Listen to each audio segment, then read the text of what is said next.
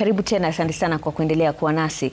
Waziri wa Afya Aden Duale ameitaka Wizara ya Usalama wa Kitaifa pamoja na Afisi ya Inspekta Jenerali wa Polisi kuweka mikakati zaidi ya kuhakikisha mali ya wananchi sawa na maisha yao yanalindwa wakati kuna maandamano nchini.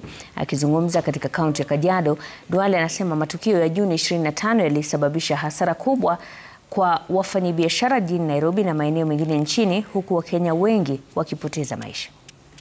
Unajua kujenga inachukua muda, lakini kubomoa, si mnaona juzi tu Nairobi watu walikuwa tajiri Jumanne, Jumatano walikuwa masikini. Wamama wetu wakanajisiwa. Our women were raped. It's very sad. Many people were killed. Looting, chaos. Hapana. Hata ukitaka ukiwa na lalamishi, unafanya kikatiba na desturi na nidhamu.